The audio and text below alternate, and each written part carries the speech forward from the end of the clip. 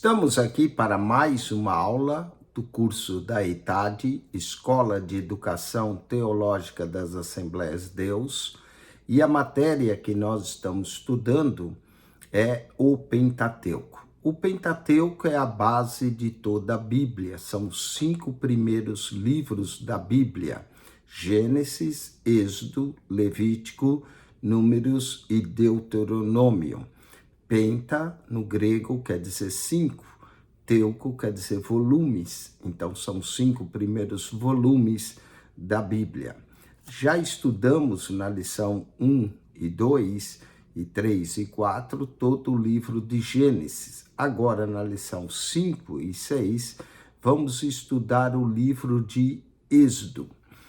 Pentateuco, Gênesis é o livro dos começos. Êxodo é o livro da redenção ou da libertação e também da lei, porque no capítulo 20 nos é dado os 10 mandamentos. Levítico é o livro da santificação. Números é o livro da peregrinação no deserto.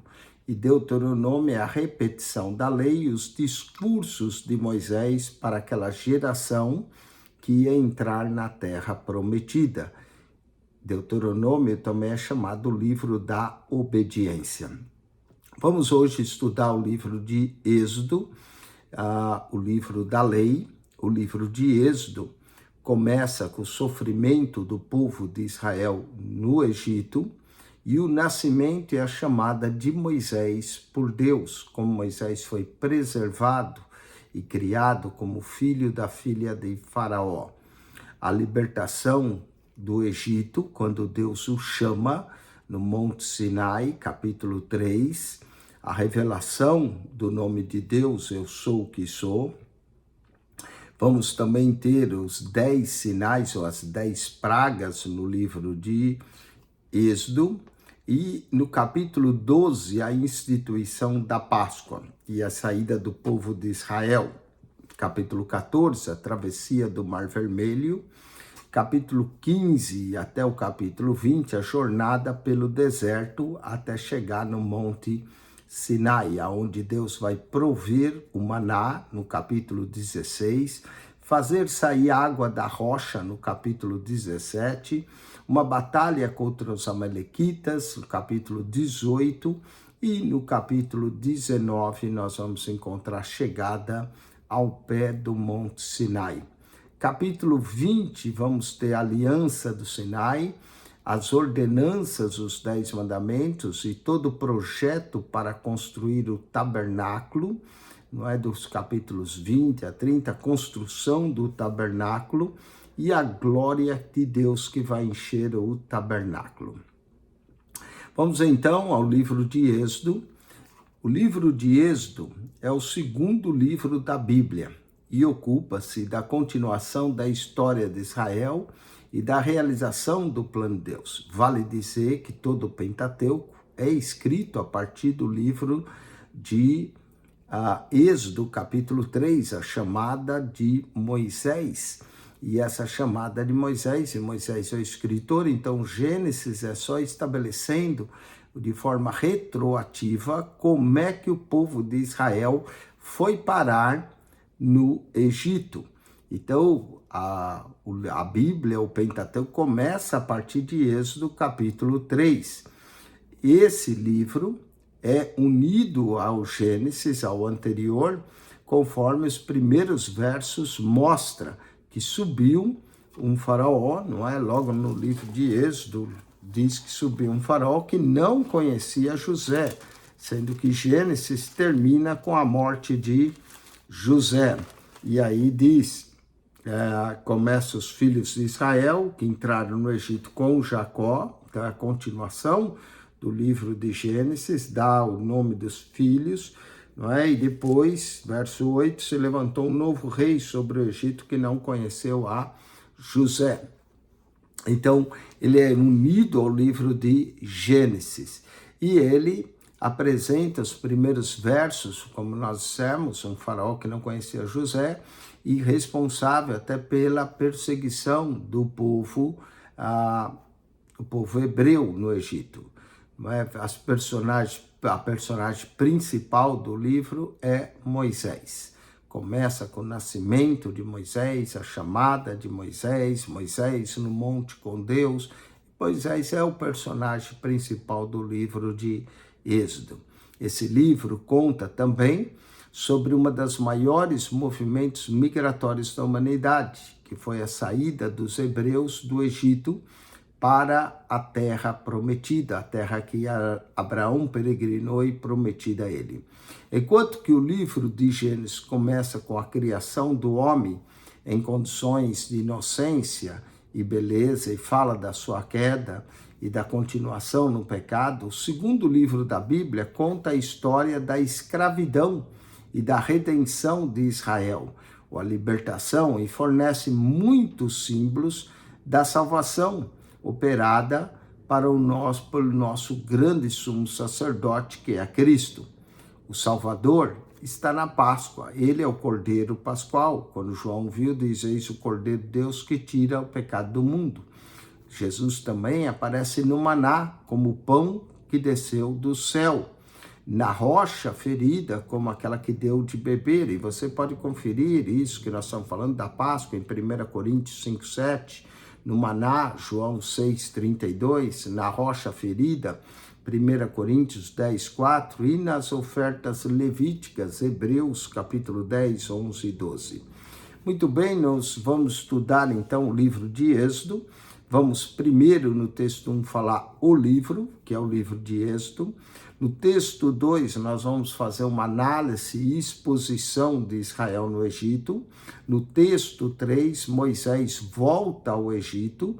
Texto 4, a viagem de Israel ao Sinai. Texto 5, Israel no Sinai. Vamos então ao texto 1 da nossa lição, o livro. O nome judaico para o livro de Êxodo é Shemot, que quer dizer, consiste em duas palavras hebraicas, não é? Que quer dizer Shemot, são os nomes, esses, pois, são os nomes dos filhos de Israel. É isso que significa, esses são os nomes, Shemot. Nosso nome Êxodo vem da Septuaginta, que significa saída, ou sair, ou caminhar para fora. E então esse texto, Êxodo, vem da Septuaginta. O nome hebraico é meramente incidental ao título greco-latino para o livro e é apenas parcialmente justificado, pois o Êxodo contém muito mais do que nomes ou história e a saída de Israel do Egito. Quanto ao tema do livro de Êxodo, o livro diz respeito ao estabelecimento de Israel como nação e o seu reconhecimento como tal, tanto por Deus como pelos povos contemporâneos. A redenção dos israelitas da escravidão egípcia e o estabelecimento da aliança no Monte Sinai foram os dois fatos vitais para a realização desse objetivo. Então, do capítulo 1 ao 20, nós temos a libertação do povo. Capítulo 20, os 10 mandamentos, que é a lei. E daí por diante, nós vamos ter os planos para a construção do tabernáculo. Então, o Êxodo ocorre mesmo no capítulo 12 do livro, com a instituição da Páscoa, o cordeiro que morre para libertar o povo e preservar o povo da morte dos primogênitos. Depois, no capítulo 20, a lei, e do capítulo 25 ao 40, o tabernáculo. Então, podemos resumir o livro de Êxodo como libertação, lei e tabernáculo. A relação cronológica entre Gênesis e o Êxodo. A narrativa de Gênesis termina com a morte de José. A do Êxodo começa basicamente com o nascimento de Moisés. Entre esses dois eventos há um período não definido de tempo durante os quais os faraós começaram sua campanha de perseguição aos hebreus. Êxodo capítulo 12, verso 40, afirma que a permanência dos filhos de Israel no Egito foi de 430 anos, E concluímos com essa contagem, inicia-se com a imigração de Jacó para o Egito. A época da história contada no livro corresponde ao século 12º antes de Cristo, de acordo com a cronologia de alguns, mas também é considerado no 15º antes de Cristo. Amém? Vamos aos exercícios. Assinale com X a alternativa correta. 5.1. No livro do Êxodo, Israel se estabeleceu como nação, sendo reconhecido como tal por Deus e pelos povos da sua época. Os dois fatores vitais são, aqui seria a letra B, a redenção dos israelitas da escravidão egípcia, a aliança no Sinai, não é? Então, tem a C, a B é a correta. A C diz a escolha de Moisés como líder, sim, e Arão como sumo sacerdote. Isso se dá mais no livro de Levítico, né? A fim da escravidão babilônica não tem nada a ver, então a resposta certa é a B.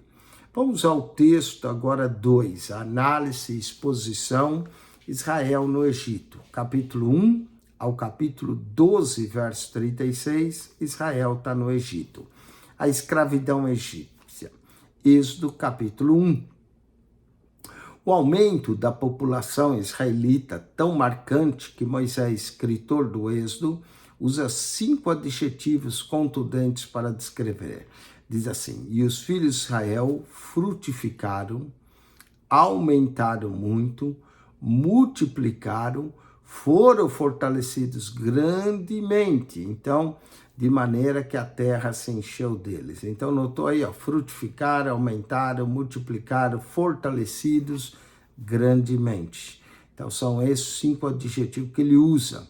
Em Êxodo 1:5 e em Gênesis 46, 27, nota que 70 indivíduos entraram no Egito no tempo de Jacó. No entanto, dos 70, Gênesis 46, 8 a 25, enumerados como entrar no Egito no tempo de Jacó, todos, exceto 2, são do sexo masculino. Uma vez cada um deles presume-se tornar-se pelo menos uma esposa e o grande número da população, é compreensível. O sucesso e a prosperidade dos israelitas foram as causas da desconfiança egípcia contra si. Os africanos, notando um grupo minoritário tão rapidamente crescendo, sentiram que sua supremacia estava ameaçada. A sua tática de oprimir Israel constituiu o início do antissemitismo que provou ser um fenômeno recorrente entre as nações gentias do mundo. O novo faraó sobre o Egito, que não conhecia José, era, claro, governante de uma dinastia diferente daquela que estava no poder dos dias do patriarca Jacó. O consenso histórico dá conta de que José ascendeu ao governo durante o domínio dos Iquisos no Egito. Esses eram reis pastores. Esses nômades asiáticos invadiram a terra e começaram a conquista dos Iquisos por volta do ano 1900 a.C., e isso durou até cerca de 1580 a.C. Esses reis Iquisos derrubaram a dinastia egípcia nativa e assumiram o domínio da terra. As cidades de Pitom e Ramassés foram designadas como cidades de tesouro ou de comércio e foram construídas nelas armazéns até para o exército. Escavações no local da antiga cidade de Pitom revelam uma cidade composta quase inteiramente de armazéns. Os tijolos usados em tais estruturas são grandes blocos de cerca de 40 centímetros de comprimento e um pouco mais de 20 centímetros de altura. Alguns deles eram feitos com palha adicionada à argamassa e outros não tinham a palha. Embora a lama do Egito não exija palha como aglutinamento na fabricação de tijolos, a sua adição torna a lama mais fácil de trabalhar. A cidade de Ramassés era anteriormente conhecida como Avares e mais tarde foi chamada de Tanis ou Zoan. Monumentos egípcios confirmam o fato de que as obras públicas eram frequentemente realizadas por trabalho forçado. Em seu tempo de escravidão, Israel não só foi forçado a servir como escravo, mas o faraó também decretou que todos seus filhos do sexo masculino deveriam ser mortos. As convicções dadas por Deus às parteiras anularam a ordem cruel do faraó e asseguraram que o plano do Senhor para a emancipação de Israel prosseguisse, mesmo que o faraó planejasse o extermínio da nação. Essas mulheres parteiras foram recompensadas, não porque enganaram o faraó, mas porque honraram a Deus e preservaram a vida. O início da vida de Moisés. Moisés nasceu de Arão e Joquebede, conforme Êxodo, capítulo 6, verso 20, em uma época em que todas as crianças israelitas do sexo masculino deveriam ser destruídas. Seus pais eram da tribo de Levi, e ao esconder o filhinho Moisés nos juncos ao longo da margem do rio, Joquebede o entregou pela fé aos cuidados divinos e ao manter vivo o menino escondido da ira do faraó. Seus pais agiram por fé. A epístola aos Hebreus afirma que pela fé Moisés, quando nasceu, foi escondido por seus pais por 3 meses. Hebreus capítulo 11, verso 23. O exercício da fé transformou um rio que se destinava a ser um lugar de morte, pois havia muitos crocodilos para as crianças israelitas do sexo masculino, em um lugar de vida para Moisés. A tradição diz que a filha de Faraó, que o encontrou, o cesto em que estava Moisés, chamava-se Termutes. A adoção de Moisés por essa princesa resultou até em algo irônico. O tesouro egípcio pagaria a mãe de Moisés para criá-lo, sendo que o rei do Egito o queria matar. Sendo tratado como um filho da filha de Faraó, Moisés foi instruído em toda a sabedoria dos egípcios. Atos, capítulo 7, verso 22. Sendo assim, recebeu a melhor educação possível. Olha só, o próprio Egito treinava o líder que seria dos israelitas. Entre outras artes, os egípcios desenvolveram também a escrita hieroglífica e dominavam a matemática avançada, a astronomia, a química, além de praticarem música. Moisés tinha 40 anos de idade quando veio a matar um egípcio que investia contra um hebreu. E assim ele incorreu na ira do faraó, pois matar um egípcio a pena era de morte. Foi pela fé então que Moisés partiu para Midian e abandonou o Egito. Hebreus capítulo 11, verso 27. E foi também por fé que ele recusou ser chamado filho da filha de Faraó, escolhendo assim sofrer um pouco de aflição com o povo de Deus do que os tesouros do Egito. Hebreus capítulo 11, verso 24 a 25. Em Midian, Moisés fez amizade com o sacerdote Reuel, que também era chamado de Jetro, e recebeu do sacerdote Zípora, que era filha de Reuel, em casamento, e ela deu a Moisés o seu primogênito Gerson. Moisés permaneceu em Midian por 40 anos, durante os quais o Senhor preparou para a missão de ser o líder de Israel, quanto à sua libertação do Egito. O chamado de Moisés. Êxodo, capítulo de número 3. O episódio da sarça ardente e do subsequente chamado de Moisés ocorreu no Monte Horebe, o local onde mais tarde os 10 mandamentos foram dados. O arbusto que queimava sem ser consumido foi um sinal inequívoco da aparição de Deus a Moisés. O comando do Senhor para que Moisés tirasse os sapatos dos pés foi o testemunho da santidade daquele lugar e daquele momento. Nesse momento, Deus se revelou a Moisés pelo nome Eu Sou o que Sou. Tal nome implica na suficiência de Deus, também na existência eterna de Deus e na autossuficiência de Deus. Alguém escreveu que quando Deus ensina à humanidade seu nome, chamando a si o grande Eu Sou o que Sou, ele deu aos crentes a garantia que seremos supridos em todas as coisas. O Senhor Jesus revelou-se como Eu Sou em João capítulo 18, verso 6, o que causou aflição naqueles que o escutaram falar. O próprio nome Jesus é uma adaptação grega do hebraico de Jeová, ou Yeshua, não é? Deus indicou a Moisés que o êxodo de Israel envolveria a pilhagem dos egípcios. O povo deveria pedir até joias de seus captores.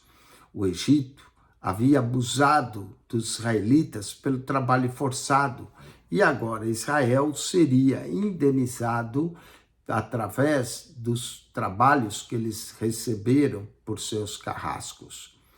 A objeção de Moisés foram atendidas, Êxodo capítulo 4. Ao se opor à aptidão para cumprir o chamado do Senhor, Moisés revelou-se um homem que havia sido mudado pelos anos. Ele não era mais aquele sujeito com um arroupante que matou uma pessoa valente. As objeções de Moisés indicam que ele tinha mais receio do próprio povo do que do faraó. Porém, Deus respondeu à resistência de Moisés com sinais sobrenaturais, assegurando que ele falaria através dos seus lábios.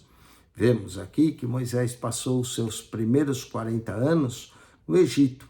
Dizem alguns que no Egito ele aprendeu que ele era alguém. Nos segundos 40 anos, Moisés passou no deserto.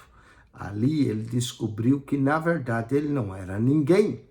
E nos últimos 40 anos, que foi levando o povo do Egito até a Terra Prometida, Moisés descobriu que Deus era tudo. Primeiro ele pensou que era alguém, depois descobriu que não era ninguém, nos segundos 40 anos, e nos últimos 40 anos descobriu que Deus era tudo. Amém? Vamos então à primeira audiência com Faraó. Êxodo capítulo 5. Moisés empenhou-se em conseguir uma audiência com o faraó, o que não seria algo simples, pois os egípcios pensavam que seu rei era descendente do sol. É dado por certo que o homem que agora governava o Egito não era o mesmo que imperava nos tempos de Moisés, pois o próprio Deus afirmou que aqueles que procuravam a morte dele já haviam morrido. Uma vez, na presença do faraó, Moisés e Arão pediram permissão para uma viagem de 3 dias ao deserto. Pode até parecer pouco tempo, mas em 3 dias fora dos limites dos egípcios, os hebreus estariam prontos para nunca mais voltar. A óbvia resposta do faraó foi uma grande negativa, além do que ele ordenou aumento da carga de trabalho sobre os filhos de Israel. O faraó inferiu que as pessoas considerassem ter tempo para se envolver em religião porque não tinham trabalhos suficientes a fazer. E a ordem de produzir a mesma cota de tijolo, mas agora sem a palha, o que levou à confusão e angústia entre os israelitas. Os israelitas, de repente, se viram com problemas grandemente multiplicados em virtude da intervenção de Moisés e Arão. Quando perceberam que as consequências imediatas das ações divinas era de maior dureza contra si, os líderes hebreus apelaram ao faraó, mas foram rejeitados. Eles também voltaram-se contra Moisés, resistindo duramente. Moisés então vai ao Senhor confessar a sua deficiência. Israel e o próprio líder, levantado por Deus, haveriam de descobrir que as promessas divinas de vitória não seriam garantidas de facilidades. Muitas vezes vem dificuldades. Êxodo capítulo 6. Deus responde a Moisés. O Senhor magnificamente respondeu à oração de Moisés e concedeu a ele novamente uma nova revelação de si como o grande Jeová, o Senhor. Ele ordenou que Moisés e Arão mais uma vez aparecessem diante de Faraó, exigindo a libertação de Israel, garantindo que agiria para mostrar o seu poder. Ao falar de si mesmo, como um homem de lábios incircuncisos, Êxodo 6:12, Moisés insinuou que enquanto a circuncisão era o sinal de renovação da natureza, seus lábios não eram circuncidados, pois ele ainda vivia em escravidão. O homem natural, nessa ocasião, Moisés, indicou pela primeira vez a sua relutância em obedecer à comissão do Senhor. Vamos aos exercícios. Deus falou com Moisés na sarça ardente e deu aos israelitas 10 mandamentos no monte, aqui a resposta correta, letra C, Monte Horebe, ou Sinai, é o mesmo nome. Né? Alguns dizem que a cordilheira chamava Horebe e o monte Sinai. Então, no Horebe, letra C. O Hermon, que é a letra D, fica no norte. O Carmelo fica onde Elias desafiou os profetas de Baal e Sião fica em Jerusalém. Então aqui o correto é Horebe. 5:2, Horebe. 5:3. Quando Moisés se apresenta pela primeira vez diante de Faraó para pedir permissão para sair do Egito com o povo israelita, qual foi a resposta do governante egípcio? Letra D, rejeitou o pedido e aumentou a carga de trabalho e os castigos. Vamos agora ao texto de número 3. Moisés volta ao Egito. Êxodo 7, do capítulo 7 ao 12. Deus endurece o coração de Faraó. Lembra que Deus endureceu ainda mais, o coração já era duro. O Senhor deu a Moisés autoridade para ser o seu pleno representante diante de Faraó. Moisés tinha autoridade sobre o Egito, de um modo nunca possível a um homem algum, pois essa autoridade vinha de Deus. Conforme o Faraó aceitasse ou rejeitasse aquilo que fosse dito por Moisés, aquele governante e seu país seriam julgados. Ao mesmo tempo, Deus, através das pragas, também estava julgando os deuses egípcios, não é? Eles adoravam o sol como um deus, e quando Deus mandou a praga das trevas por 3 dias, mostrou que ele era o Deus verdadeiro e não o Deus que eles adoravam. Eles adoravam Raton, um Deus com cabeça de gado. Quando Deus mandou a praga nos gados, mostrou que ele era o verdadeiro Deus, e assim por diante. Deus prometeu endurecer ainda mais o coração de Faraó, Êxodo 7:3, e assim houveria ocasião contra aquele homem e o Egito.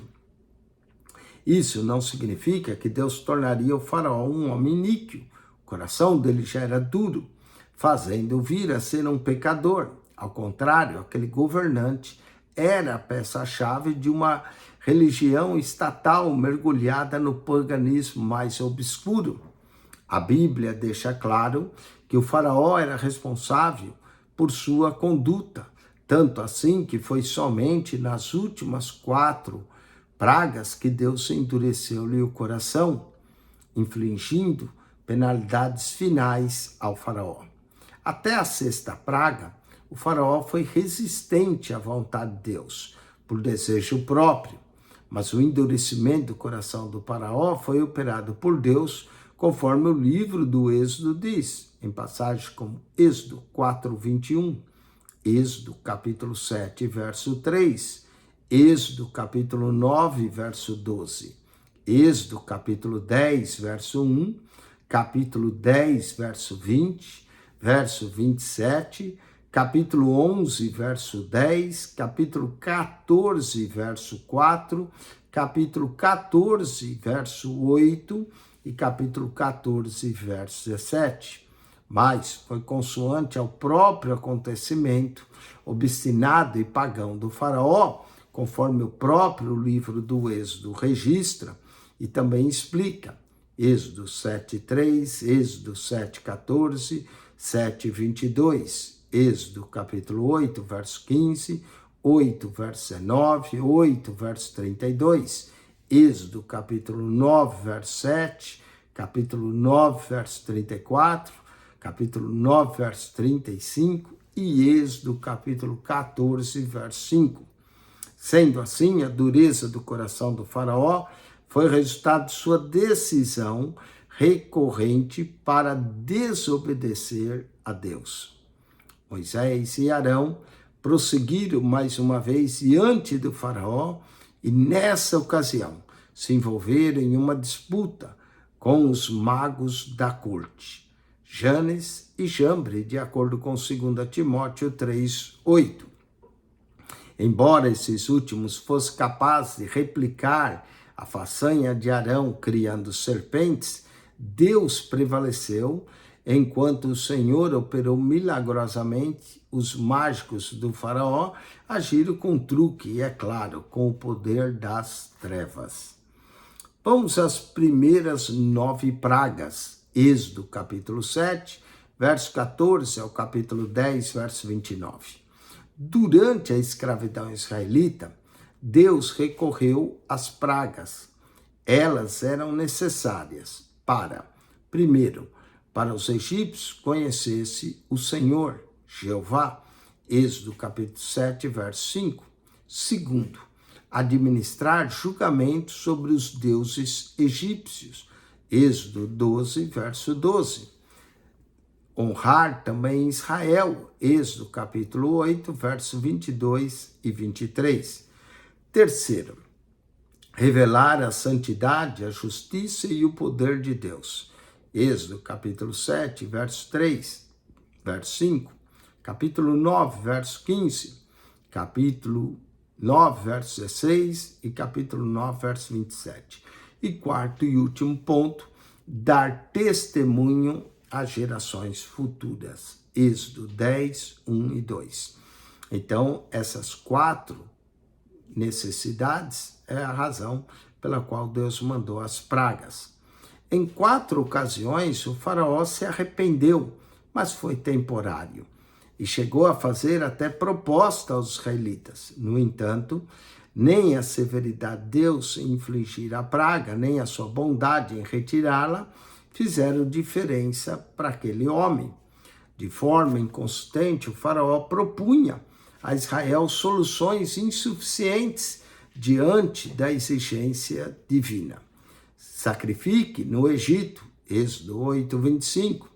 Sacrifique no deserto, mas não vão longe, Êxodo 8, 28. Vão somente os homens, Êxodo 10, verso 11. A saída das pessoas mais acompanhadas dos rebanhos de posse, Êxodo capítulo 10, verso 24. Em cada caso, as ofertas do faraó eram inadequadas, inaceitáveis, e teria proporcionado uma emancipação falsa. As pragas não eram apenas um castigo e um incômodo para os egípcios, mas também expunha a fraqueza dos deuses da terra do Egito. Quase todos os reinos da vida e preocupação diária foram de uma forma ou de outra tocada pelas pragas. A todos os cidadãos foram afetados. Os egípcios, através do seu panteísmo, vários deuses, haviam designado um deus diferente para cada reino ou área do ser, e ainda sucessivamente Eles viram esses deuses feitos, tolos, julgava-se em vista, sequência e variedade das pragas. Um total de 9 meses teria decorrido desde o início até que ele seguisse seu curso. Vamos lá, há uma tabela aqui que mostra exatamente todas as pragas, não é? Na página de número 12 do vosso manual do aluno. Vamos lá, praga. Primeira praga, a água se transformada em sangue. Texto aqui é Êxodo 7, verso 14 a 24. Deus deu aviso, sim, o coração de Faraó endurecido. O falso deus egípcio desmascarado eram entidades do Nilo, do rio Nilo, que era considerado um grande deus, o próprio rio. Durou 7 dias. Foi imitado pelos magos do Egito, mas não foi impedido ou desfeito por eles. Vamos à segunda praga, rãs, capítulo Êxodo 8, verso 1 a 15. Também foi avisado o coração do faraó endurecido. O deus egípcio desmascarado aqui foi Pitá, o deus que tinha uma cabeça de sapo, e a deusa sapo, que era Eca. Para os egípcios, o sapo representava a vida humana ainda em estado embrião. Terceira praga, piolhos, Êxodo capítulo 8, versos 16 e 19. Essa praga aqui não foi avisada. O coração do faraó endurecido. Aqui, o Deus que é punido é o Deus da terra. Os magos admitiram agora que era a mão de Deus e não podiam resistir. Vamos à quarta praga, moscas, Êxodo capítulo 8, verso 20 a 32. Foi avisado essa praga, mas o coração do faraó parecia endurecido, permanecia endurecido. As moscas, o deus aqui julgado é o Quepara, que é um besouro. O faraó faz 2 propostas aqui para os israelitas. Vamos à quinta praga, a mortandade dos animais, Murraim, Êxodo 9, 1 a 7. Foi avisado, o coração do faraó permanece endurecido. O deus aqui julgado é Apis, ou Serafins, o deus sagrado do gado em Mênfis. Também Ratara, que tinha cabeça de boi. Alguns bovinos sobreviveram. Murraim é um termo geral que aplica uma praga sobre animais domésticos. Sexta praga, chagas, né? Ou úlceras também. Capítulo 9, verso 8 a 18, não foi avisado. O coração do faraó agora começa a ser endurecido pelo próprio Deus. O Deus que é julgado aqui é Neite, que era a deusa rainha do céu. E mesmo os magos se tornaram impuros a adorar Neite. Sétima praga, granizo. Mas esse granizo, a chuva de granizo, Êxodo 9, versos 13 a 35, foi avisado, o coração do faraó continua endurecido, não é? E Íris, aqui é a água, e Osíris representa o fogo. Esses 2 deuses agora são julgados através dos granizos. Feriu também a todos que ignoraram os avisos. Oitava praga, gafanhotos, Êxodo capítulo 10, verso 1 a 20. E aqui, novamente, é avisado, mas o coração do faraó é endurecido pelo Senhor. O Deus aqui é Shu, que era o Deus do ar, e o Deus Seto Sebeque, que era outro Deus do inseto, Sebeque. O faraó fez sua terceira proposta, seus auxiliares pediram que ele libertasse Israel. Finalmente, a nona praga, escuridão, capítulo 10, verso 21 a 22. O faraó não foi avisado, foi endurecido pelo Senhor, e nessa escuridão, aqui é julgado Deus Ra, que era o Atum, ou Deus Re, que é o Deus Sol, era a divindade suprema do Egito. foi julgado através de 3 dias de trevas. O faraó, cujo nome significa sol, fez a sua 4ª oferta de acordo com a escuridão, porque permaneceu 3 dias. Vamos agora à 10ª praga, Êxodo capítulo 11. Por instrução do Senhor, Moisés mais uma vez foi ao faraó, agora para anunciar a morte dos primogênitos. No entanto, mesmo diante da notícia tão cruel, o faraó permaneceu irredutível.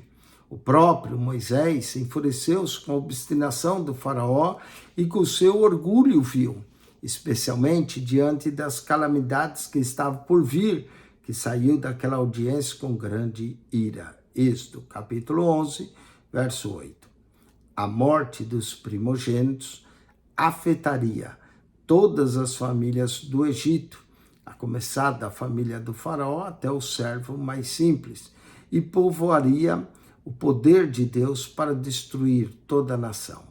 O próprio Senhor garantiu a Moisés que, finalmente, haveria distinção entre os hebreus e os egípcios, e ninguém mais haveria de se levantar contra o seu povo escolhido. Outra vez, Deus instruiu a Moisés que mandasse o povo pedir aos seus captores egípcios as suas riquezas. Israel deixaria o Egito, mas seria materialmente abençoado. Gênesis, capítulo 15, verso 14.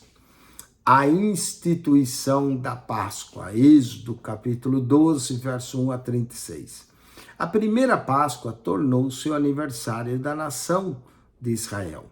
Deus empreendeu naquele momento não somente a mera libertação dos judeus da sua escravidão, mas também o estabelecimento de um povo nacional a partir de um evento histórico milagroso de relevância vital para a sua identidade nacional. A palavra Páscoa, que é derivada da declaração das Escrituras, vendo o sangue, passarei por cima ou passar adiante, não haverá entre vós praga de mortandade quando eu ferir a terra do Egito. Êxodo 12, 13.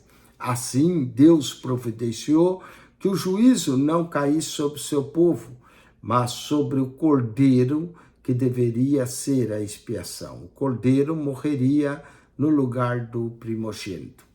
Vamos a uma tabela aqui na página de número 119, que é a página também 14 da eletronicamente, 119 do manual, Cristo e o Cordeiro Pascual. Vamos lá. Êxodo capítulo 12, verso 5, o Cordeiro era morto. 1 Coríntios 2, 2, Cristo foi sacrificado na cruz. O Cordeiro Pascual, e Jesus é o Cordeiro de Deus. O Cordeiro Pascual não tinha mancha, Êxodo capítulo 12, verso 5. 1 Pedro 1,19 diz que Jesus não tinha pecados, e Hebreus 4,15. Tinha seu sangue derramado, Êxodo 12, 7. Jesus também derramou seu sangue, João 19, verso 34. Teve o sangue aspergido, Êxodo 12, 22. Jesus aspergiu o seu sangue por nós, Hebreus 10, 22. Não teve os ossos quebrados, Êxodo 12, 46. Não podia quebrar os ossos do cordeiro. Também Jesus não teve nenhum dos seus ossos quebrados, João 19, verso 36. Morreu em lugar dos primogênitos, o Cordeiro Pascual, Êxodo 12, 3 a 20. O Cordeiro de Deus livrou da nossa merecida morte, Romanos 6, verso 23. Foi santificado o Cordeiro Pascual, Êxodo 13, 2. E santificou-se para Deus, 1 Coríntios 6, 19, 20. Jesus santificou-se para Deus. Vamos à Páscoa. A Páscoa exigia o derramamento de sangue, que era o sacrifício da vida. Também o sangue era passado nos umbrais da porta, que fez que os moradores da casa também fossem espiados e consagrados. Aqui, como sempre nas Escrituras, o isopo está associado à purificação religiosa. Nos atos realizados em conexão com a Páscoa, o povo aprendeu lições vitais a respeito do modo da expiação de Deus. O anjo da morte começou a cumprir a sua missão à meia-noite. A moda oriental, assim que o primogênito em casa a casa foi cefado, as mulheres enlutadas correram para fora e despertaram a sua vizinhança com gemidos penetrantes. À medida que a família após família era turbada pela morte, todos vinham à rua gritar pelos seus mortos. O desespero era crescente e era incalculável. Naquela noite, em todo o Egito, houve gritos arrepiantes por causa da morte. Não demorou para que o grito de dor e luto dos egípcios fosse igual ao clamor israelita pela escravidão. Foi então que finalmente Faraó concordou em libertar eles. Sem hesitação, mandou que eles saíssem com a partida de Moisés e todo o povo e até pediu para ser abençoado. Êxodo capítulo 12, versos 31 a 32. Os egípcios encorajaram Israel a partir e deram também suas riquezas ao povo. Vamos aos exercícios, texto 3. Assinale com X a alternativa correta. Quanto ao endurecimento do coração de Faraó, a dureza foi resultado de uma decisão recorrente por desobedecer a Deus. Letra D. Assinale com X a alternativa correta, agora 5.5. De acordo com o texto estudado, as pragas enviadas por Deus contra o Egito era necessário... Aqui, todas estão corretas, não é? Aqui é para marcar a alternativa incorreta. Por exemplo, que os egípcios conheceram Jeová, que os deuses egípcios conheceram Jeová, dá testemunho às gerações futuras. Exato. Aqui a resposta correta ou incorreta seria que os egípcios conhecessem a Jeová, não é? Revela a santidade, justiça e o poder de Deus, é verdade. Que os deuses egípcios conhecessem Jeová, isso, e dar testemunho às gerações. Então, a letra C, na verdade, é a incorreta. A D também está correta, os egípcios conheceram Jeová. A letra C, os deuses egípcios, esses deuses não eram deuses, jamais iam conhecer a Jeová. Então, letra C. 5.6, novamente a incorreta. Quanto à 10ª praga enviada contra os egípcios, é correto afirmar que... Não, aqui é correto afirmar que era exigido derramamento de sangue para o livramento da morte. O Cordeiro Pascual representa o Cordeiro de Deus, Jesus Cristo. Letra A. Espera aí. Vamos lá. Acerta a D também está certo, o anjo da morte começou a cumprir sua missão meia-noite, todos os israelitas seriam poupados dessa praga, mesmo não passando sangue. Não, letra C é a incorreta aqui. Todos os israelitas seriam poupados, mesmo não passando sangue na porta. Não, eles tinham que passar o sangue na porta. A primeira criança nascida de cada família morreria independente do sexo, isso está certo também. Então a letra C é a incorreta na 5.6. Vamos agora ao texto 4, a viagem de Israel ao Monte Sinai, Êxodo capítulo 12, verso de número 37 ao capítulo 18, verso 27. Êxodo 12, começa a peregrinação para sair. Primeiramente, os israelitas se reuniram na localidade de Ramsés e depois prosseguiram migrando para Sucote. A massa humana foi numerada como sendo aproximadamente 600 mil homens. Ele tinha, na verdade, 603.550 homens e idade militar, conforme Números capítulo 1, verso 46. Para se supor que cada um desses homens tinha mulheres e crianças, então todo o grupo contava com mais de 3 milhões de pessoas. não poucos estudiosos entendem que 4 ou 5 milhões não seria um número exagerado. Outros dizem que 2 milhões é o número mais correto. Israel não saiu desacompanhado do Egito.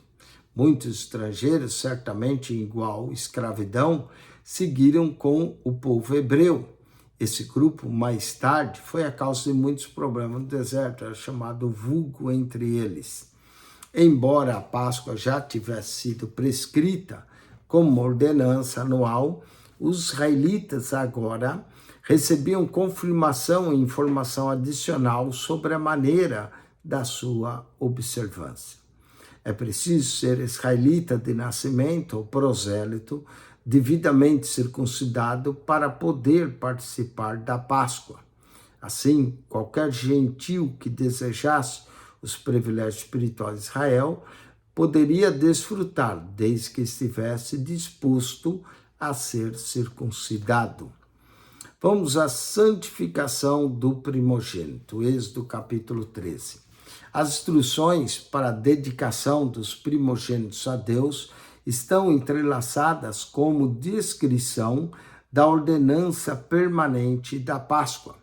Deus tinha uma reivindicação especial sobre os primogênitos, tanto porque ele os havia poupado na noite da Páscoa, quando porque ele havia adotado Israel também como seu primogênito, Êxodo 4, verso 22.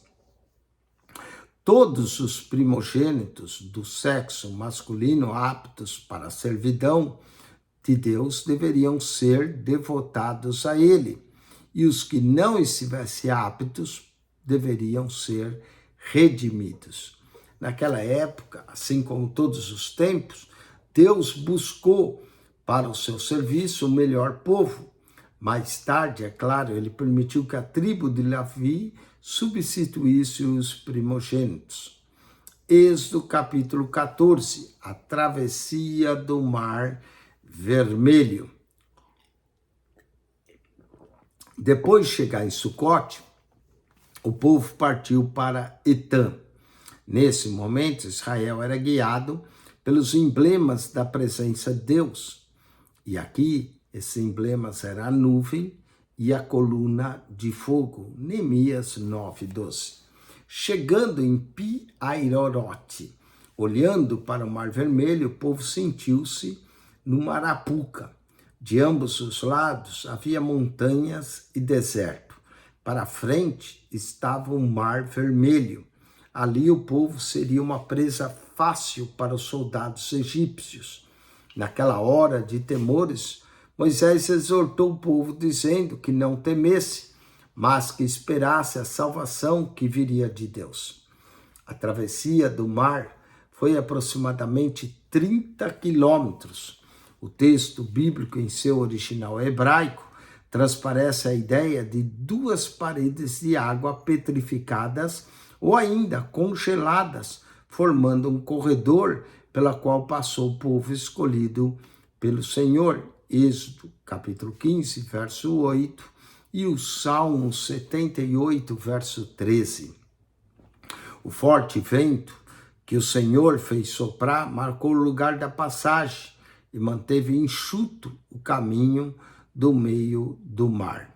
Sobre a travessia do Mar Vermelho, escreveu o apóstolo Paulo: Ora, irmãos, não quero que ignoreis que nossos pais estiveram todos debaixo da nuvem, e todos passaram pelo mar, e todos foram batizados em Moisés, na nuvem e no mar. 1 Coríntios 10, verso 1 e 2.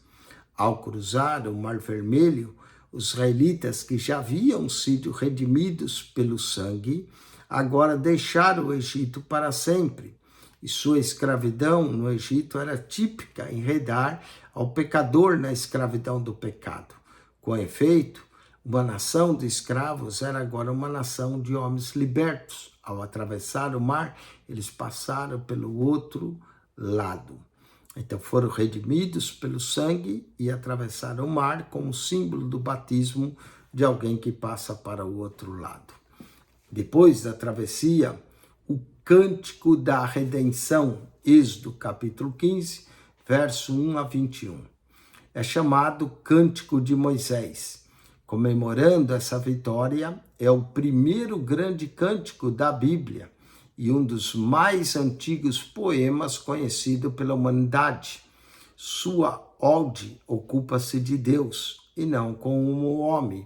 Além de respirar louvor e adoração ao seu libertador, ele também é profético e declara que Deus repetirá seus atos de conquista. A composição é organizada em estrofes alternadas, longas e curtas. As longas estrofes referem-se ao Senhor e ao seu povo resgatado, e as estrofes curtas aos seus oponentes derrotados e consternados. Pelo costume cultural, é possível que essa canção haja sido entoada com as vozes dos homens e das mulheres e alternando. Os homens entoavam as letras principais e as mulheres, conduzidas por Miriam, respondiam como um refrão. Êxodo 15, verso 21. As mulheres também dançaram, uma expressão irrestrita de sua alegria. Ali estava um povo que alguns dias antes gemia como escravo e agora estava totalmente liberto. A sua exuberante adoração e o seu louvor sincero são plenamente justificáveis por Deus e o visitara com poder indizível. Do Mar Vermelho a Elim, Êxodo capítulo 15, verso 22 a 27. Quando a gloriosa vitória foi devidamente comemorada, os israelitas seguiram sua jornada para o sul. Do outro lado do Mar Vermelho, eles já estavam fora do Egito e viajando agora pela península do Sinai. Durante os primeiros 3 dias, eles viajaram na área conhecida como Deserto de Sur. Essa região era terra estéril, de chuvas insuficientes para a agricultura, mas com algum pasto para sustentar os rebanhos e as manadas dos israelitas. Quando chegaram a Mara, o povo estava sedento. Por isso, a descoberta de que a água ali era alcalina e imprópria para beber foi uma amarga decepção. O povo começou o primeiro de uma série de murmúrios no deserto. De menestréis, ela se tornou amontinado. Moisés apelou ao Senhor e ele determinou que se lançasse às águas uma árvore e as águas ficaram doces. Saindo de Mara, o povo seguiu para Elim, onde ali havia 12 poços de água e 70 palmeiras. Houve esse lugar também, tem tamariscos e acácias. A experiência em Elim me faz lembrar a caminhada cristã. Embora haja momentos de sofrimento para cada uma dessas ocasiões, o crente pode esperar tempos de multiplicadas bênçãos. Somente atravessando Mara, chega-se a Elim. Israel ficou estacionado nesse oásis por 3 semanas. E isso restaurou as esperanças e as forças do povo. Êxodo 16. Eventos no deserto do pecado. No deserto do pecado. O deserto do pecado, para o qual Israel viajou em seguida, fica na região sudoeste da Península Sinaítica. O povo novamente encontrou motivo para a queixa. E cruzando o seguinte trecho deserto, murmurando, alegou-se que o seu suprimento de alimentos era inadequado. A resposta de Deus foi a provisão do maná e de cordonizes.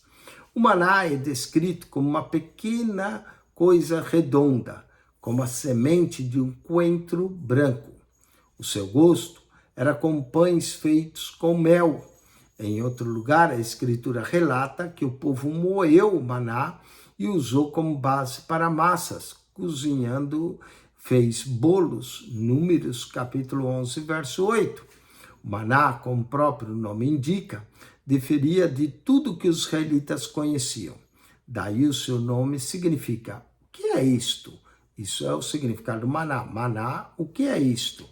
Tanto em sua natureza quanto em sua provisão, o maná foi algo milagroso e não disponível naturalmente no mundo em algum lugar.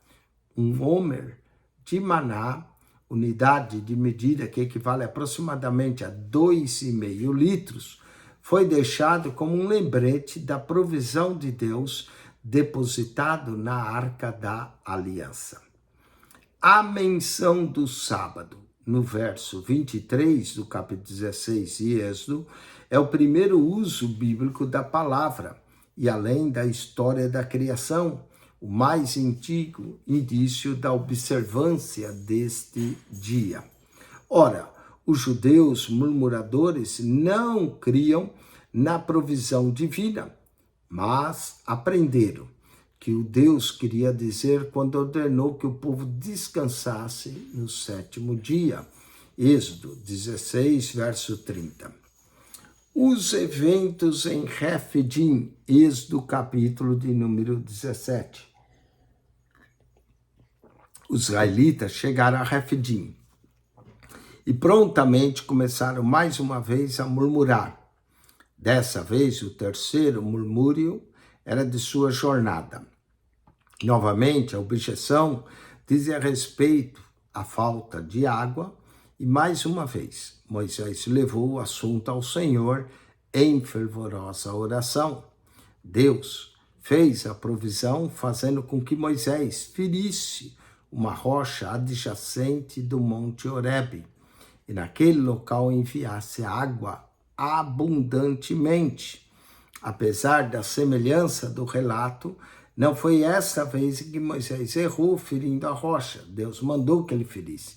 Mas em Números capítulo 20, verso 7 a 13, era para ele falar, e dessa vez, em Números 20, verso 7 a 13, ele feriu. Isso foi a causa de o próprio Moisés não entrar na terra prometida. Enquanto Israel estava acampado em Refidim, os amalequitas, saqueadores, atacaram e os israelitas, pela primeira vez, tiveram que se envolver em uma batalha. No entanto, foi-lhes concedido ampla ajuda divina, particularmente quando Moisés erguia as mãos em um gesto de intercessão, de oração. Quando ele se cansou, foi ajudado por Arão e por Hur, assim como todos os líderes deveriam ser ajudados em suas batalhas pelo reino. O líder das forças vitoriosas de Israel foi Josué, que é aqui mencionado pela primeira vez nas Escrituras.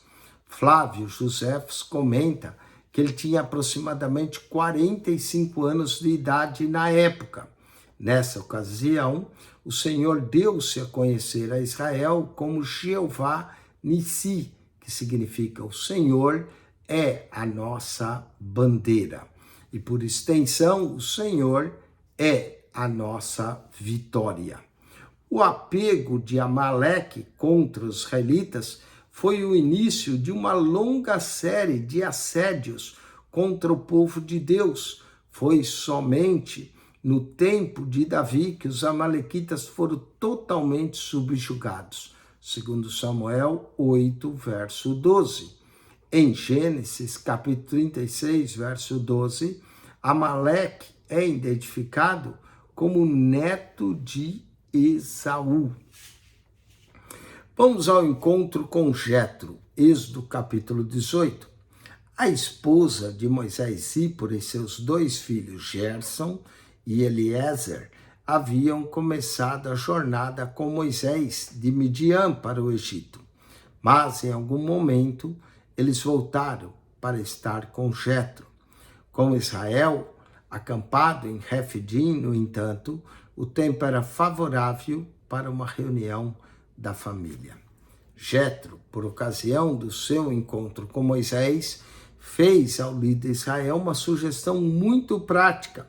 Era preciso delegar autoridade e tarefas a homens confiáveis. Deuteronômio, capítulo 1, verso 13.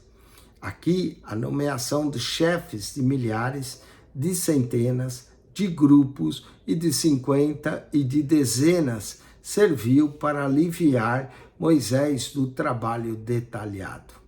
Embora Deus mais tarde tenha feito uma modificação desse tema pela nomeação dos 70 anciões, Números capítulo 11, verso de número 16 e 17. Vamos aos exercícios do texto 4. A partida dos israelitas, a sequência correta dos locais percorridos saindo do Egito. Vamos lá. A primeira é Sucote, Etam, Pi-Hairote, travessia do Mar Vermelho, Península do Sinai. Parece estar correta. A segunda, Sucote, Etam, Pi-Hairote, travessia do Mar Vermelho e Península do Sinai. Elas parecem iguais, tanto a quanto a B. Vamos à terceira, Sucote, travessia do Mar Mediterrâneo. Essa está errada, não é? Pi-Hairote, Monte Sião, novamente errada. D também, Etam, Mênfis, travessia do Mar Vermelho e Península do Sinai. Vamos ver a diferença entre A e a B. Não há diferença. Pode ser A ou pode ser a B. Eles repetiram 2 vezes a mesma alternativa. A ou B estão corretas. 5.8. No deserto, Deus alimentou o povo de maneira sobrenatural, enviando o maná, que significa a letra C. O que é isto? O que é isto? Texto de número 5, último texto dessa lição 5, texto 5, Israel no Sinai.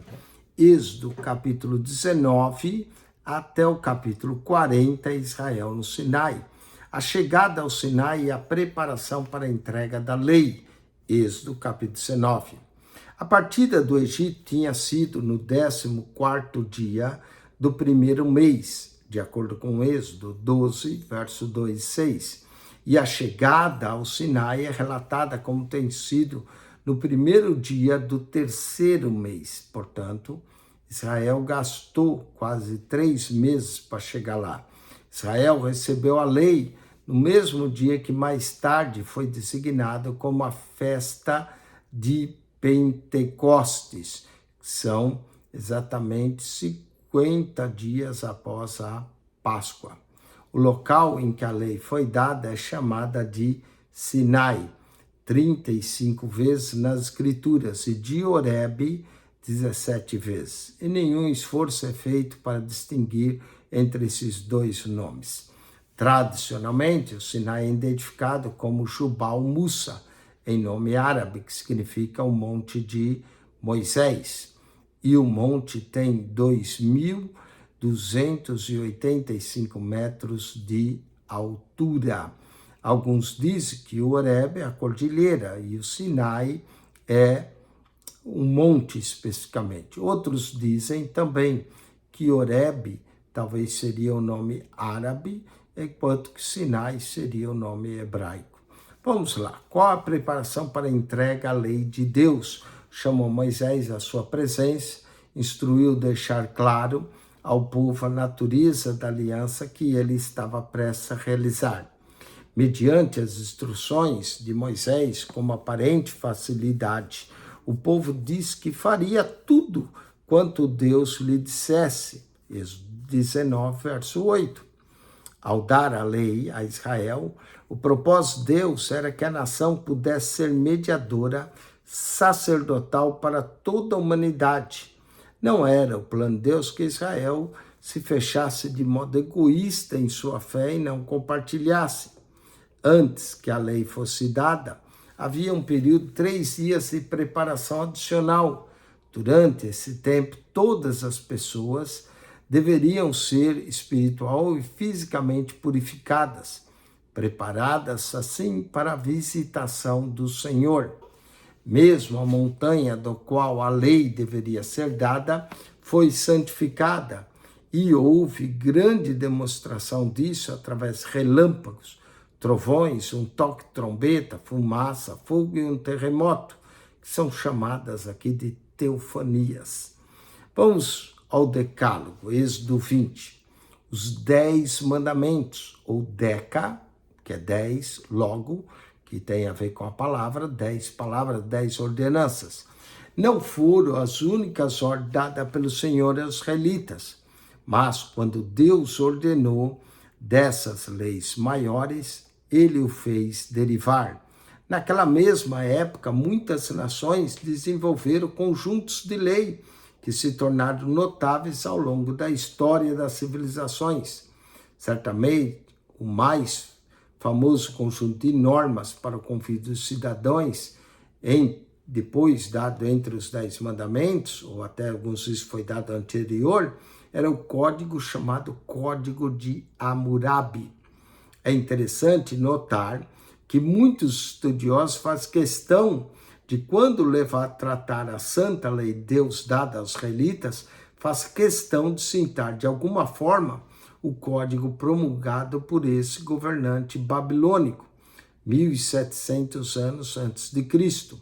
Essa insistência em querer fazer com que a lei de Deus seja par desse código é uma coisa tola, pois ela fica a forçar qualquer semelhança ou inter-relação de um para com a outra.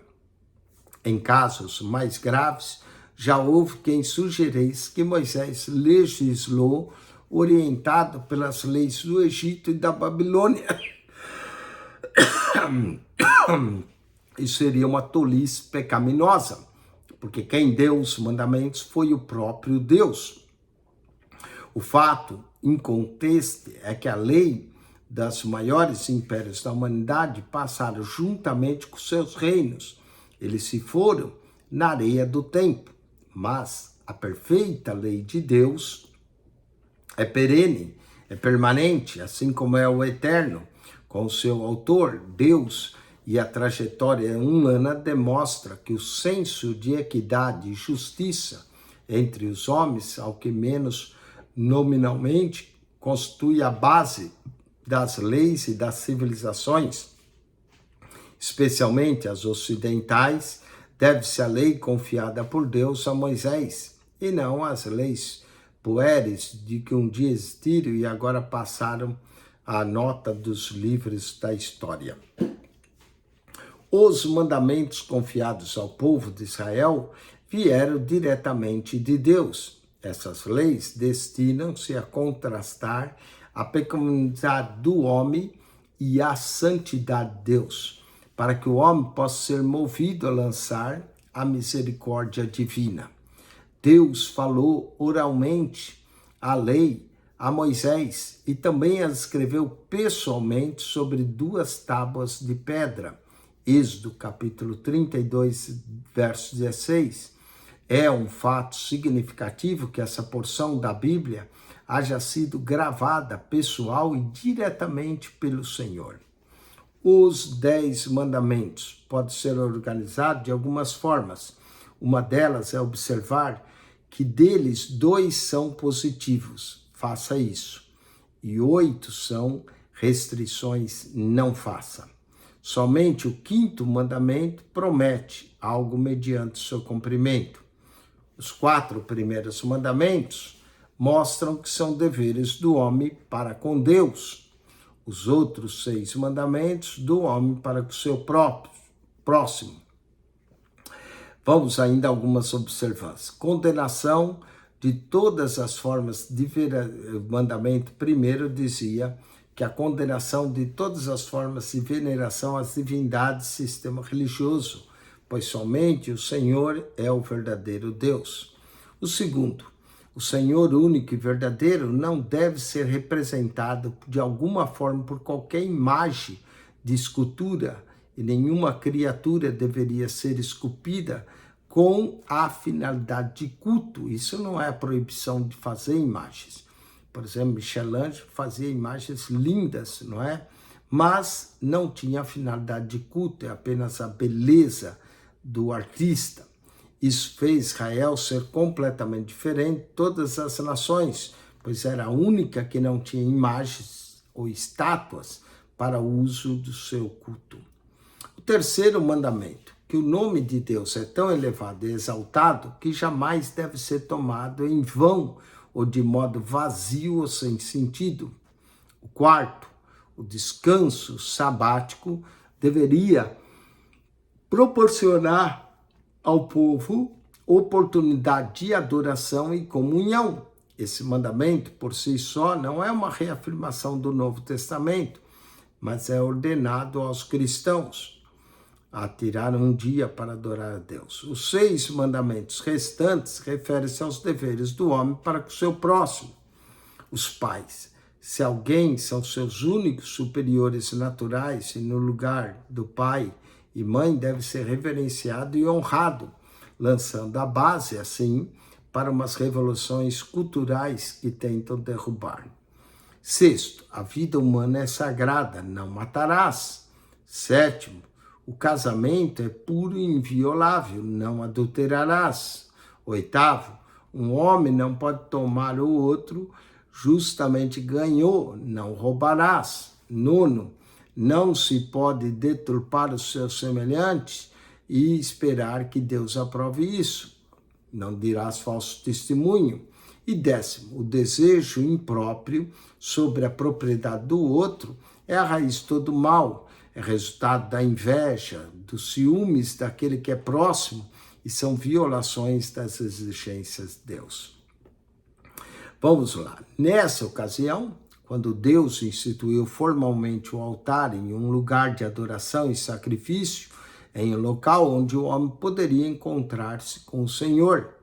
Os altares foram usados anteriormente para cultuar a Deus, mas agora o Senhor estabelece seu emprego de forma explícita. Deus prescreveu que o altar poderia ser construído de maneira mais simples possível para evitar qualquer insinuações de idolatria. Nós, os cristãos, compreendemos que a lei está manifestada e cumprida na vida santa de Jesus, aquele que cumpriu a lei. Isso significa que não observamos a lei da mesma forma e com a mesma fidelidade com que faziam os judeus. Explicou Paulo que o homem é justificado pela fé, sem as obras da lei, mas que isso não invalida a lei.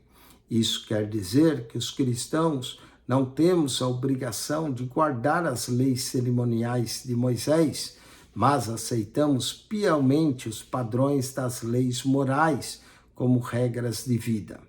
Estamos livres da lei como meio de sermos aceitados por Deus, mas não estamos livres para quebrar a lei. E nós a cumprimos em Cristo, ajudando como Santo Espírito. Êxodo 21 e 22. São sentenças de relações pessoais e de propriedade. Os julgamentos e estatutos mosaicos constituem uma prescrição sã e prática do direito civil em relações corretas com o próximo. As sentenças que vamos ler em Êxodo 21, verso do 1 ao 22, até o 22, 17, são decretos equivalentes a decisões de um tribunal. Eles são terminantes e se aplicam a casos futuros. Chegando a Êxodo 22, verso 21 a 23, 19, encontramos estatutos, mais do que ser matéria para juízes. Os estatutos foram dados pelo Senhor para moldar a consciência dos israelitas. A violação de um estatuto deve ser considerado como coisa distinta de uma infração legal. Bem mais sério que isso, quebrar um estatuto significa um desgrave direito ao Senhor. Entre os estatutos, os assuntos incluídos são julgamentos, estavam também a servidão, Êxodo 21, verso 1 a 8. O homicídio e danos pessoais, Êxodo 21, verso 12 a 32. E a responsabilidade civil e criminal, Êxodo 21, verso 33 a Êxodo 22, verso 15. Também fala do casamento, Êxodo 22, verso 16 a 24. E a usura, que é a cobrança de juros e o sacrifício. Êxodo 22, verso 25 a 31. Dois princípios enfatizados por Deus incluíram a dignidade do trabalho e a subordinação da propriedade ao direito pessoal. A sociedade pagã daqueles dias considerava os escravos como meras ferramentas vivas. O trabalho de qualquer tipo era tido como desonroso e os escravos não podiam fazer reivindicações de tipo qualquer. Os valores de propriedade tinham procedência sobre o valor da vida. Os devedores eram costumariamente presos, às vezes em cárceres, pelos seus credores, ou eram vendidos como escravos, acorrentados publicamente e até mortos. Entre os conceitos específicos nessa seção estão os seguintes: após 6 anos, um escravo hebreu deveria ser libertado. B. Um escravo poderia optar por recusar a liberdade e comprometer com seu senhor por toda a vida, e sendo assim, teria o lóbulo da orelha perfurada como um sinal de servidão voluntária. C. Um mestre deve assumir a responsabilidade de garantir que a virtude pessoal de uma escrava não fosse violada. D. Os crimes capitais eram o assassinato premeditado, o sequestro, o xingamento aos pais. E os danos e lesões infligidas deliberadamente ou por negligência ao próximo implicavam indenizações que são proporcionais aos estragos. F. O dono de um animal é responsável pelos estragos feitos pelo seu bicho. G. A restituição por crimes incluía não apenas o reembolso, mas também indenizações penais consideráveis. H.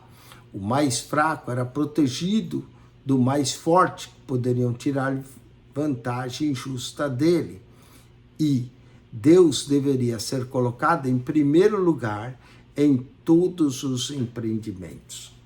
Vamos aos julgamentos. Os julgamentos enfatizaram a diferença entre lesão acidental e deliberada, entre lesão espontânea e premeditada.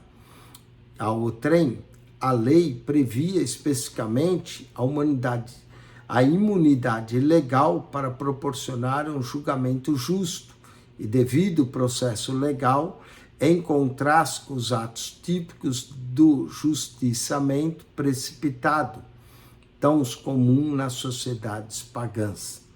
Por outro lado, não há imunidade para o assassino intencional, mesmo que alguém agarre as portas do altar, Êxodo 21, 12 a 14. Homens civilizados em todos os lugares reconheceram que os padrões estabelecidos na lei de Moisés têm validade permanente na ordenação das relações da humanidade. O Santo Decálogo, chamado de lei, e seus julgamentos permanecem em vigor em praticamente todas as sociedades humanas civilizadas. Os críticos, às vezes, condenam as provisões de Êxodo 21, versos 23 a 25, que é a lei do talião, olho por olho, dente por dente, mão por mão, como sendo indignas de um Deus benéfico. No entanto, é evidente que os israelitas nunca seguiram a prática da mutilação física literalmente, e teria sido uma preservação do judaísmo fazê-lo, e uma perversão do judaísmo se o fizesse. Da mesma forma, não há necessidade que os judeus usaram o Êxodo 22, 18, como desculpa para torturar e assassinar mulheres excêntricas. Em Levítico 20, verso 27, Deus indicou que a penalidade para a prática das artes negras era a morte por apedrejamento, mas essa provisão não gerou caça às bruxas histéricas. Preceito para uma vida correta e ordenança divina, Êxodo 23. Os primeiros 9 versos do capítulo 23 de Êxodo acrescentam 12 leis aos dos dois capítulos anteriores. O julgamento nessa seção diz a respeito do tópico como fofoca, violência da multidão, fofoca, mexerico, justiça, boa vizinhança, subornos e assistência à necessidade. O ano sabático é aqui mencionado pela primeira vez, enquanto a observância do dia de descanso é enfatizada novamente. A colheita extra necessária no 6º ano seria provida por Deus como intervenção divina específica para que eles guardassem o 7º ano. Ela não seria um mero resultado de uma coincidência. A maioria dos regulamentos relativos ao ano sabático também são encontrados no livro de Levítico, capítulo 25, verso 1 a 7. As 3 festas que todos os israelitas eram obrigados a observar também são mencionadas aqui, como dos pães asmos, que é junto com a Páscoa, das primícias, das colheitas, que é também chamada a festa do Pentecoste, e também a festa dos tabernáculos, Sucote, que é a festa das tendas. Mas informações sobre essas festas são encontradas em Levítico 23. Nesse capítulo, os judeus são proibidos de preparar os cabritos, também no leite de suas mães, Levítico 23, 19, 34, verso 26. Não há algumas razões para isso. Primeiramente, se o leite era o sofrimento vital do alimento para um pequeno animal, cozinhar o bicho morto naquilo que lhe seria por vida era uma distorção muito forte. Em segundo lugar, esse era um ritual comum entre os pagãos ao redor de Israel, fazendo como forma de culto. E em terceiro lugar, supersticiosamente, os mesmos pagãos faziam esse tipo de cozimento, crendo que poderiam ser mais férteis. Os cananeus faziam isso nesse tipo de preparo como forma de honrar os seus falsos deuses, esperando deles chuvas. E até hoje os judeus ortodoxos utilizam esse parâmetro e outros para definir os alimentos, os limites do que pode e que não pode, como podem, como consumir alimentos. Vamos à aliança com Deus e adoração. Êxodo capítulo de número 24. E com isso nós vamos terminar aqui. O voto dos israelitas de obedecer à lei do Senhor tornou-se mais solene uma promulgação de um pacto selado com o derramamento de sangue. Como esse sangue foi aspergido em parte sobre o povo e em parte sobre o altar, o sacrifício representou que Deus e o povo se uniram pelo sangue. Claro, o que nos une também é o sangue de Cristo, que é tipificado através do sangue dos animais. Nessa ocasião, Moisés e Arão, seus filhos e os anciões de Israel contemplaram a presença de Deus de uma forma nunca imaginada. Contudo, não viram o próprio Senhor, pois nenhum homem veria a Deus e continuaria vivo. Êxodo 33, 20.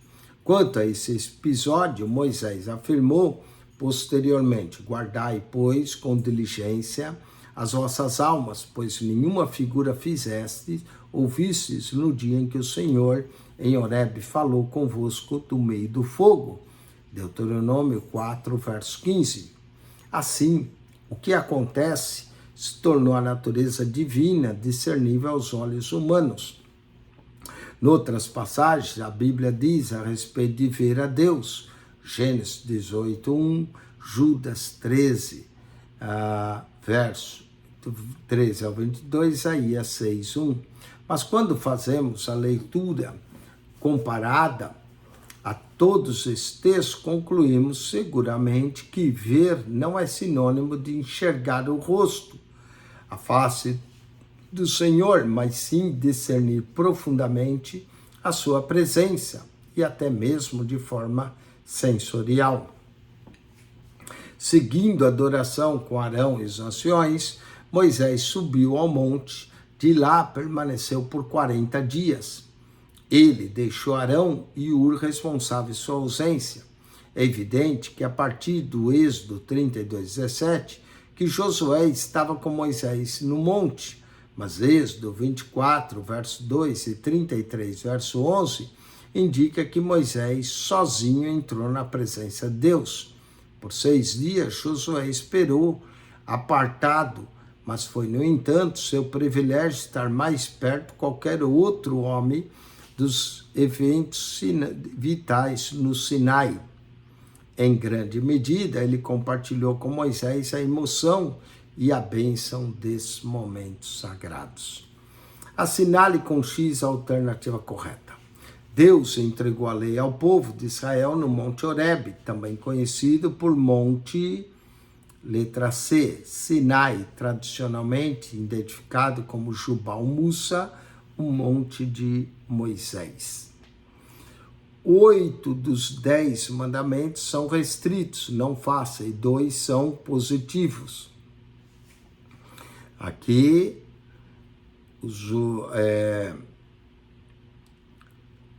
o resumo da lei seria, letra C, amarás o Senhor teu Deus todo o teu coração e o teu próximo como a ti mesmo, seria o resumo da lei. Peraí. E os 2? Não, aqui ele está perguntando os 2 positivos. 5, 10. A resposta correta, os 2 positivos é: lembra-te do dia do sábado para santificar e honra teu pai e tua mãe. Letra B. Letra B é a correta na 5, 10. Segundo a lição estudada, uma das razões da ordem de não cozinhar o cabrito no leite de sua mãe era porque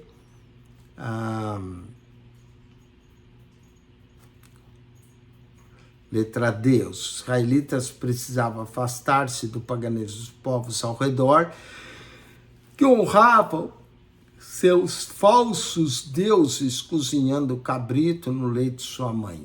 Letra D. Revisão da lição. Marque C para certo e E para errado. Moisés recusou ser chamado filho da filha de Faraó pela fé, preferindo sofrer as aflições com o povo de Deus. C. Aqui 5:12, C de certo. 5:13, a praga das moscas está relacionada ao deus Apis ou Serafins, errado.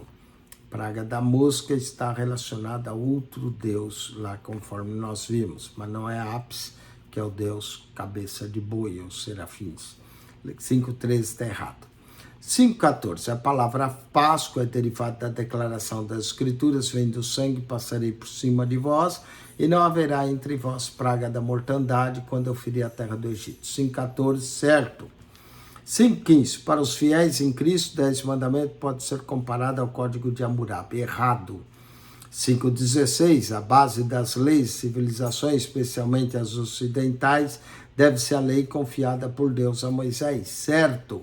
5:17, a violação de um estatuto dado por Deus aos israelitas deve ser considerada como coisa distinta de uma infração legal, certo.